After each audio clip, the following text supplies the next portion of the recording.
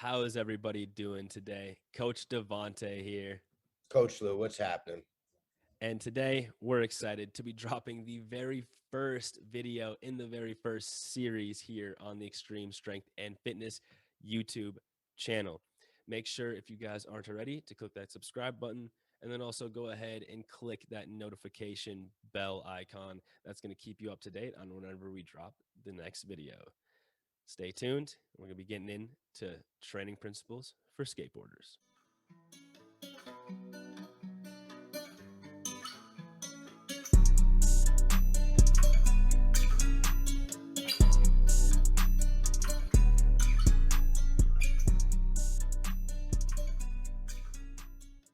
Training principles for skateboarders. What the hell does that mean? What am I talking about?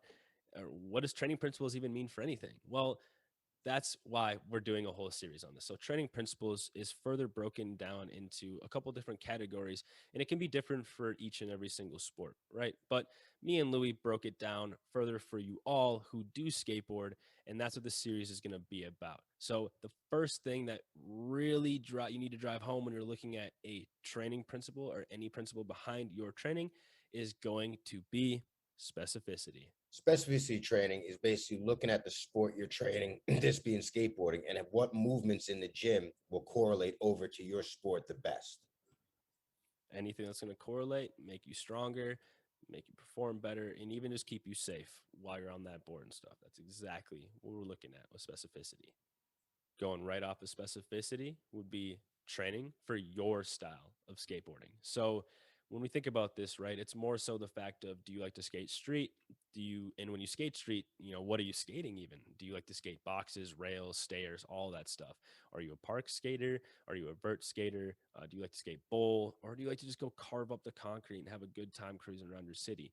Whatever it may be, out of any of those, there are different ways to train for that style of skateboarding. And that is exactly what we'll be diving deeper into in that portion of the series. Mobility. Now, in any style of skating you're going to be performing, you're going to need to have mobility, especially at certain joints of the ankle, hip, and spine. What we'll do is we're going to be going over certain movements that will obtain more mobility at your ankles, hips, and spine. And that's going to be the breakdown for the mobility series. And coming right off of mobility, at those end ranges of motion, we want to make sure that we have stability. Stability, the way we're going to break down this video in the series is exactly how we kind of do everything else from here on out. Is going to be pretty similar. So with mobility, stability, going into the next ones, we're going to be showing you all the best movements, the ones that we think are best for skateboarding, and even letting you know how to use them for your style of skating. So like if you skate bowl or if you skate street, how to use the certain movements for those styles of skating, because there's going to be different ways or even different rep ranges to use each movement. So with the stability series video, we'll be going over all the stability stuff, kind of explaining even stability more in depth, because there is a lot of misconception around it. And I think skateboarders are a great example of being stable, especially in awkward positions, showing that the body does not have to be locked in like a robot. And that's exactly what we'll be going over in the stability video. Strength.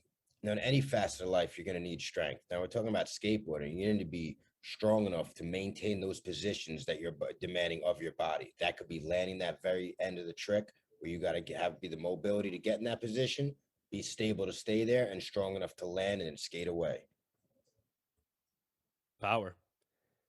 Why does power matter when it comes to skateboarding? Well, that's exactly what we'll be going over in this video here. But I'll let you know quickly, it's really to do with that pop, or even how you're able to come into a trick, pop onto a rail, and then come out of that rail. So, it's going to be really how hard can you go? How explosive can you be? Even when you're running toward a spot, sometimes you might not be able to run and get enough speed. That's that power output. You increase that power output, you're able to sprint a little bit faster. Now you have more speed to make it down that damn stair set you weren't able to before. And then we're going to end it all off with a recap. That's going to be the Training Principles for Skateboarders series. I hope you all liked today's video. I know why did you guys explain stuff? Well, I want you guys to see exactly what you're in store for, to get excited, because I'm excited. Coach Lou's excited. Yeah, if And I you're skating, know you better be watching this. exactly. I If, you, know if you're not skateboarders, if you're not watching it, you're doing a disservice to yourself. you are. And You if know. you are a skateboarder and you watch this and you don't share it with your skateboarding homies, you're doing them a disservice. So make sure you share it with all your homies, because trust me, you will find golden nuggets in here for yourself. Just watch through and you will find it. But Yes. that's all we have for you guys. I'm Coach Devante. I'm Coach Lou. Peace out, everybody.